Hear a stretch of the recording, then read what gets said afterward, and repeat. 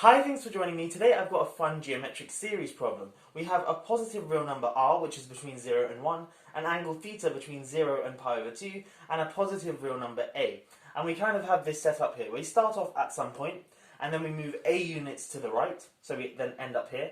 Then we turn an angle theta, and then we move ar units in that direction. And then again, we're going to turn an angle theta, and then we're going to go ar squared units in that direction, and this pattern continues. So we're going to turn, the next thing we do is we turn an angle theta, and then move ar cubed units in that direction. So our distances are going ar squared, ar cubed, and so on. And notice that the distances will tend to 0 because r is between 0 and 1. And essentially you want to answer kind of two questions. One, where will we end up? If you think of this as kind of like an xy plane, maybe this being our origin, where will we end up? And also, and I guess, you know, this will come as a corollary from once we've answered where we end up, but how far will we end up from where we started off, kind of as the crow flies. Anyway, if you want to have a go at this problem, pause the video now and give it a go for yourself, and I'm going to jump straight into a solution.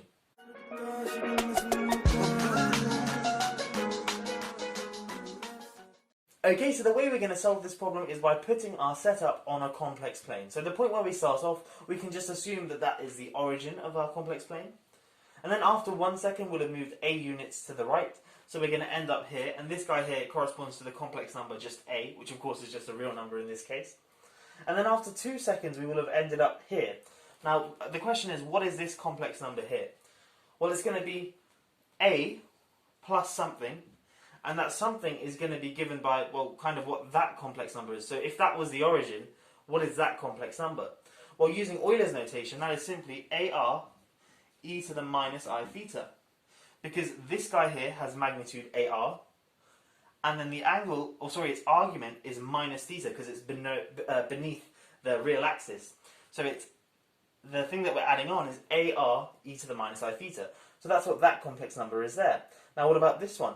Well, again, we can use a very similar kind of argument. It's a plus ar e to the minus I theta, so this complex number here, plus something, and that something is going to be ar squared times e to the minus 2I theta.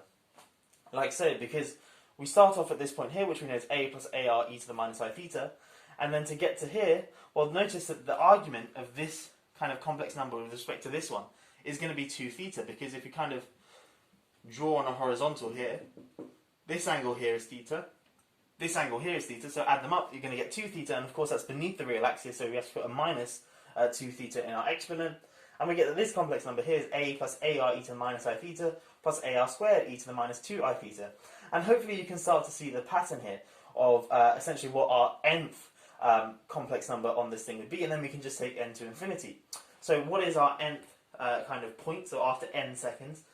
Well, it's going to be the sum from I equals 0 to n. Maybe not use I, let's use k. The sum from k equals 0 to n of a times r to the k times e to the minus I k theta. Okay, so let's just check this is true for a few small values of n. So when n is just 1, so after 1 second we'll have moved here. Or maybe we should think of this as after 0 seconds we would have moved here.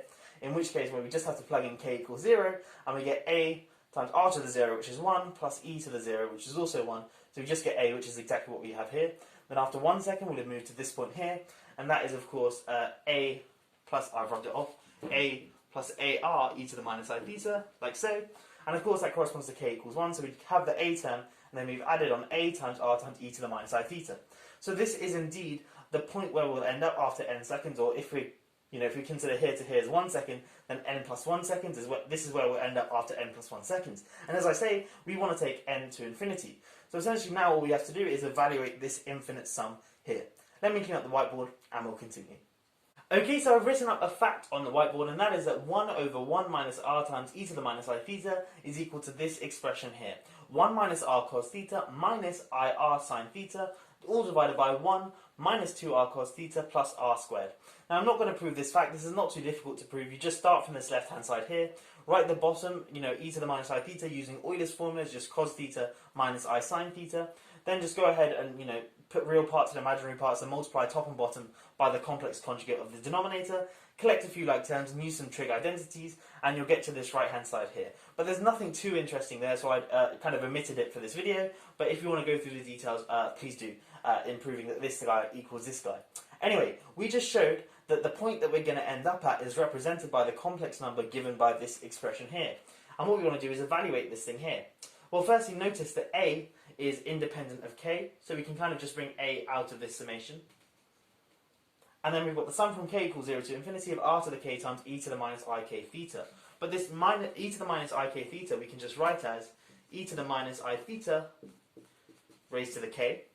And now we've got something to the k times something else to the k, so just bringing those two together, this is equal to r e to the minus I theta all raised to the k, like so. So we have this thing here. And now what we notice is the summation is just a geometric series, because we're just doing some number, in this case r e to the minus I theta, and we're summing its non-negative powers. So we can just go ahead and use our formula for this, and I guess one thing we should note is that the common ratio here is r e to the minus I theta, and that's a complex number. When we look at its magnitude, it's just r, and r is strictly less than 1, and that was kind of an assumption we made, that r is strictly less than 1. So we can go ahead and use our formula. So this is simply a, so this a here, times 1 over 1 minus r e to the minus I theta. Okay, so that just comes from our geometric series formula. It's 1 over 1 minus our common ratio.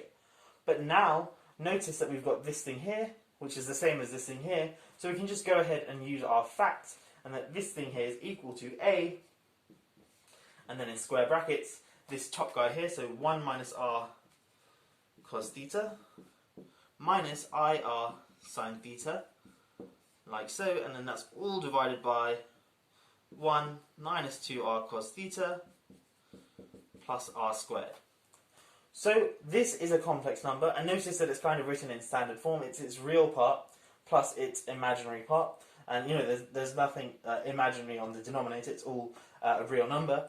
So this is in standard form. So this is exactly, you know, if we can essentially read off the coordinates of where we end up. It's the x coordinate is a times 1 minus r cos theta, all divided by 1 minus 2r cos theta plus r squared, and the y coordinate is minus ar sine theta, all divided by 1 minus 2r cos theta plus r squared. So that gives us essentially the point where we end up at. So that kind of answers our first question, and then the next question we want to answer is how far do we end up from where we started off, which is kind of just a natural question to ask. And to do that, all we have to do is work out the magnitude of this complex number here, but I've run out of room, so let me clean up the whiteboard and we'll do that last step. Okay, so we'll let d denote the distance from where we end up, and we said that d is just the magnitude of this complex number here. Now the first thing I'm going to do is just make this denominator here, 1 minus 2r cos theta plus r squared. I'm just going to truncate that and call that t. So I'm going to let t equal 1 minus 2r cos theta plus r squared, like so. So this thing here, I'm just going to write as t. I'm going to work out the magnitude of this complex number. Well, notice that a and t are real numbers, so I can kind of just factor that out. So this is equal to a over t times the magnitude of what's left, so 1 minus r cos theta minus ir sine theta, like so. And to work out the magnitude of this complex number, we just do the square root of its real part squared plus its imaginary part squared. So this is a over t times the square root of this guy squared, which is 1 minus 2r cos theta plus r squared cos squared theta. And then we add on the imaginary part squared, so add on minus r sine theta all squared, which is the same as adding on r squared sine squared theta, because of course the minus 1 squared just cancels. And then we've got a lot of things we can do with this in terms of simplification. Firstly, this r squared cos squared theta plus r squared sine squared theta, using our trig identity, that collapses down to just r squared. So we have this thing here, because sine squared theta plus cos squared theta is 1. And now we've got this thing here. And now, if we just go back to what we defined t to be, t is 1 minus 2r cos theta plus r squared, which just so happens to be what we have inside the square root. So this thing here is simply t. So all of a sudden, this really long square root is now just the square root of t. So we've got a times the square root of t over t. So of course that is just a over root t. And that is just a divided by the square root of 1 minus 2r cos theta plus r squared, like so. So that is how far we're going to end up from the origin. And I guess, you know, you could ask yourself, well, what happens if we vary theta, vary r, and vary a? Will we end up really far from the origin, or end up really close, or things like that? But I'll leave that to you to have a bit of exploration with. I hope you have enjoyed this problem. Thank you for watching. I'll catch you in the next one. Have a great day.